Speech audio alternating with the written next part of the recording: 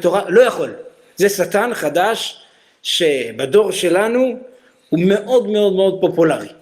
One of the things that the Satan is doing and successfully right, in our generation, uniquely, is convincing people that they can't do.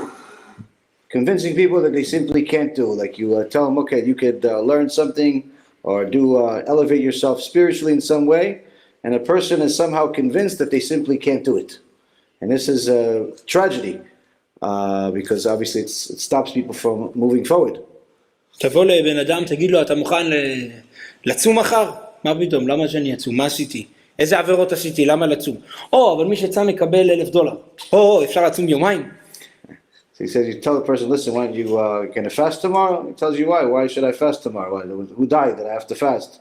Why do I have to get punished? He said, no, but if you fast, you get $1,000. He goes, can I fast for 2 days?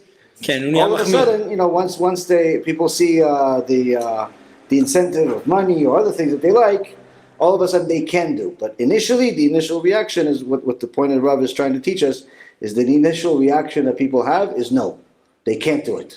אבל מה קרה? לפני כן הוא לא יכול, מה פתאום, אני חלש, לא יכול לצום, ופתאום תאוות הממון התגברה על תאוות האכילה, וברוך השם, הוא כבר יכול. Initially he thought to himself, I can't do, he has all these different excuses of why he can't do it, but as soon as he heard that there's money, the desire for money overcame the desire for food. And that's in essence the problem, that the Yetzer Hara convinced him that he can't do it until he had something of incentive.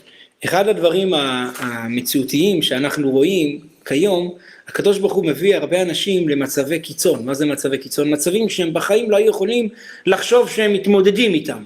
ופתאום הם רואים איך הם יכולים להתמודד למרות הקושי, למרות המשבר, למרות כל הדברים הללו.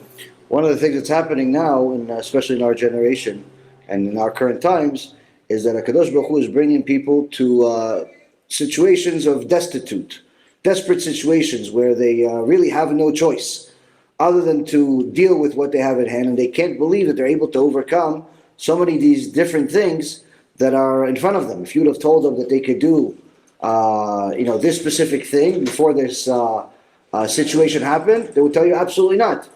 But once Hashem puts them there, in essence throws them into the water, if you will, they find themselves successful in things they couldn't think of succeeding in. בגשמיות לצערנו רואים את זה בהרבה דברים. אם זה למשל השבויים שהשתחררו, שסיפרו שהם היו בתת תנאים, שאף בן אדם אנושי לא היה יכול להסתדר עם חצי קערת אורז במשך 24 שעות, או אם זה כאלה שהם מסכנים, היו צריכים לאכול ניירות כדי לבוא ולסבוע, אבל החזיקו מעמד למרות כל המצבי קיצון, למרות כל הטרחה והעמל והיגע, הם החליטו, אנחנו רוצים כדי לחיות, להשקיע את כל הכוחות כדי להמשיך לחיות. In spirituality, this is very common that people feel that they can't do certain things, but we're also seeing it with the situation of the hostages. These hostages that are being freed are telling the stories of their survival in these horrible conditions on the Hamas, of how they had to survive under most horrific situations, where they had to survive on half a bowl of rice for 24 hours or longer, where in their normal lives, this was completely unacceptable. In all of these difficult situations, so much so that some of them even didn't have anything to eat at all. And in one particular case, a person said that he would survive by going to the bathroom and eating the toilet paper. He would constantly tell him to go to, let me go to the bathroom. So he would go there, pretend like he's going to the bathroom, but take the toilet paper, make it wet, and then eat it. ובאמת הרצון האלוקי, הכי גבוה שיש בבריאה, יותר מכסף, יותר מכל התאוות, זה הרצון של החיים. לחיות. And the ultimate willpower that a person has is the will to live. This is the strongest desire or willpower that a person has, and that's in essence what we see with these people. The reason why they survive these horrific conditions is because they wanted to live. כשבן אדם לא רוצה לחיות, אתה מבין, משהו כבר הוא בבעיה קשה, או שהצרות שיבשו אותו, עד כדי כך שהפוסקים אומרים אדם שהתאבד, ככל הנראה מותר לקבור אותו בקבר ישראל, כי בטוח הוא נהיה שוטה לפני כן. So he says that if a person doesn't have any desire to live anymore, that's a person that has gone crazy, that has lost his mind. So much so that many of the poskim say that a person that committed suicide, you could even rely on a leniency to bury him in a Jewish cemetery, even though traditionally you're not supposed to. But you could rely on leniency to actually do it anyway, to bury him in a Jewish cemetery, because certainly if he killed himself, he was crazy beforehand, which means that in essence he lost the desire to live, and he's not ruled in the same fashion as someone that was normal. ואין דבר בעולם שאדם ירצה יותר מהחיים עצמם, ומנגד במוות הוא בורח. הפיגוע שהיה פה בבוקר, היו אנשים או בנות סמינר שבחיים הם לא רצו, נשים נשואות, מבוגרות, זקנות, אבל ברגע שהם ראו את המוות מול העיניים, ברחו ורצו. למה? הכוח של החיים זה הכוח הכי גדול והכי חזק שיש בבריאה. Desire to live is certainly the biggest motivator to somebody, and especially when they are threatened with death. As what we saw this morning in this tragedy that happened this morning, the terrorist attack that happened this morning, you see people that perhaps never even ran in their life, and if ever it was many, many years ago. As soon as they heard the bullet shots, as soon as they heard that the tragedy is happening, you start seeing people running everywhere to save their life in such a fashion where you clearly see the strongest desire that a person has, the strongest willpower that a person has is the willpower to live. ולכוח האדיר הזה חז"ל ישבו ללימוד תורה. מרבה תורה, מרבה חיים. And to that high level of desire or willpower, the sages compared it to learning Torah, where a person, the more Torah that he learns, the more life he's actually going to have. וזה מה שאמרנו בתפילת ערבית, כי הם חיינו ואורך ימינו, ובהם נהגה יומם ולילה. כי הם, רק התורה זה עיקר החיים. And this is also what we say when we pray. This is our life. In order for us to have a long life. In essence, what is this is our life? It's referring to the Torah. The more Torah we have in our life, the more life we actually have. ולכן, כשבן אדם בא ללמוד תורה, כשבאים לדבר עם בן אדם על מצוות, תלמד תורה, תעמול בתורה, הוא לפעמים אומר, אני לא יכול. איך אתה לא יכול אם אתה מתייחס לזה כמו החיים בעצמם? So when somebody comes to tell somebody and try to encourage them to learn Torah, and they respond to you, listen, I can't do it. Obviously, there's something wrong here with their ideology. How could you not do it if you treat it correctly, which is that Torah learning is life? Meaning, if he would have treated Torah like it's life, then obviously he always can, because that's life.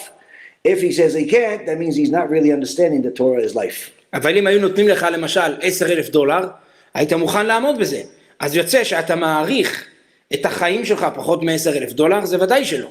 So, but if somebody would have offered you $10,000 to do the same learning, all of a sudden you can do it, which means that you value the money much more than you value your life, because again, the Torah is your life.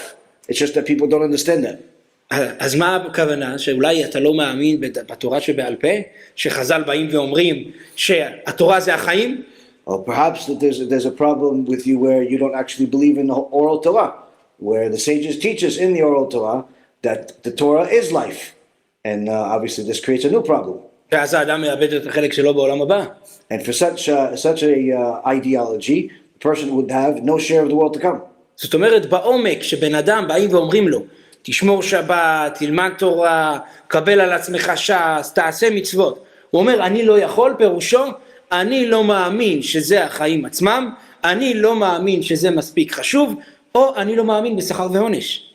So when a person is told that, keep Shabbat, keep mitzvot, learn Torah, go and, complete the Shas, learn the Shas, and he responds with, I can't do it, that means that he simply does not believe in the Torah, or he doesn't believe in the words of the sages that the Torah is actual life. And in so many words, he's gotten to the point where he doesn't believe even in reward and punishment, the very basic foundation of the Torah. ולכן זה הנקודה עכשיו, בזמן הזה, כל בן אדם חושב איך אני אשמור על עצמי, איך אני אשמור על החיים שלי, של הקרובים, של האוהבים, של המשפחה, צריך לדעת. מרבה תורה, מרבה חיים. ומי שפורש מתורה, חס ושלום נדבק במוות. זה פשוט. So anyone that is looking for ways to better his situation, protect himself, protect his family from the horrific situation that's around us, the terrorism and everything else, they must understand that the only way is to increase Torah. The more Torah you have, the more life you're going to have. And the same thing goes for your family and otherwise. And anyone that does the opposite, meaning he ends up learning less Torah, then he's in essence cleaving himself to death. And he's literally risking his life every moment that he lives with that type of lifestyle. כמו המשל שרבי עקיבא אמר בסוף מסכת ברכות, על הדגים, איך שמוציאים אותם מהים, ולא משנה מה, גם אם אתה מוציא אותם בשביל להביא להם $1,000,000, הם מתים. And just like Rabbi Akiva's analogy at the end of Masechet Brachot, where he says, doesn't matter what reason you're taking out the fish out of the water, as soon as you take the fish out of the water, he starts dying. ולכן כל אדם בהזדמנות הזאת צריך כמה שיותר להגביר תורה, ואשריכם ואשרי חלקכם שבאתם לפה לשיעור תורה.